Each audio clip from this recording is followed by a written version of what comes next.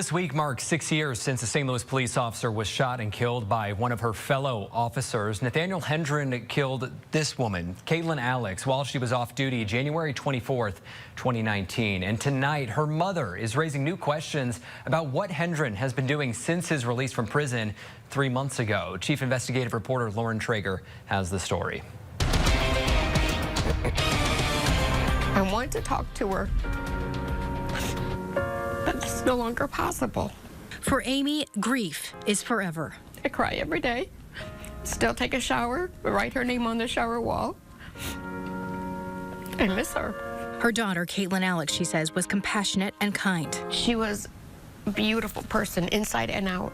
Katie had dedicated her young life to public service, first in the military and then to the St. Louis Police Department. In January 2019, she was off duty and stopped by the home of fellow officer Nathaniel Hendren. He and his partner were supposed to be out on patrol, but were instead drinking on the job.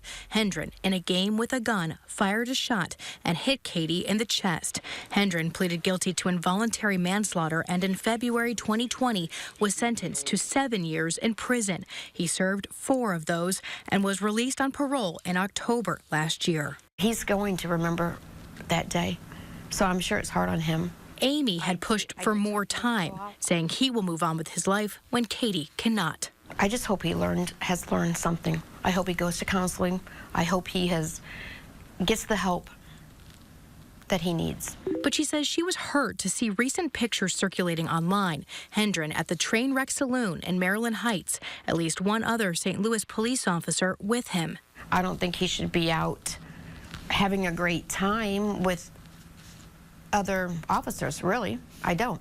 Others, too, weighed in online. One person writing, quote, "I experienced a flood of emotions when I observed a photo of this man smiling, laughing it up.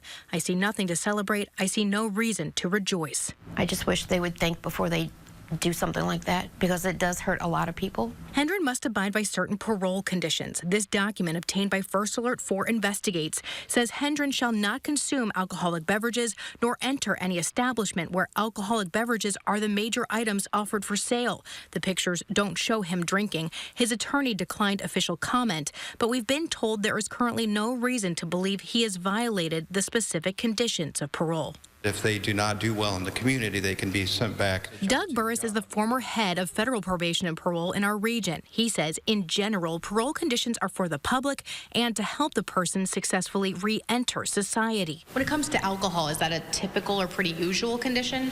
It's not uncommon, but it's not prevalent.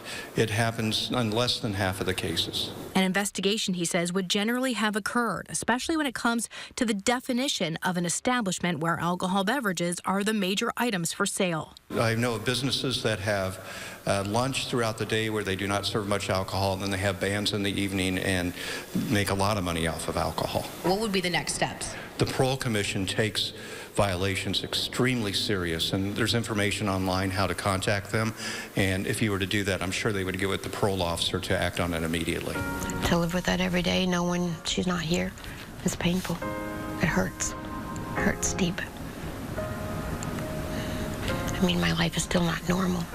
Amy says she just wants to protect others. Still so upset, she says, that St. Louis police have never met with her. I've begged for 6 years to get a phone call, to sit down and talk to them for 6 years. They have not talked to me, not one time. 6 years later, Amy says Katie should never be forgotten. What my family has been through is living hell, losing Katie. I wouldn't want another family to have to go through what we've been through. We have asked for an interview with Nathaniel Hendren as he re-enters society, but so far he has declined. Now, in general, Doug Burris says he has never seen an instance of a parolee being sent back to prison for just one instance of violating conditions related to alcohol, what they call a technical violation. There is also a special order, a departmental rule that says St. Louis City Police cannot knowingly associate with convicted criminals in circumstances which could bring discredit upon the department. That's whether they are on or off duty. We asked police for more information about that, but a spokesperson for the police said they were unable to comment. For First Alert 4 Investigates, I'm Lauren Traeger.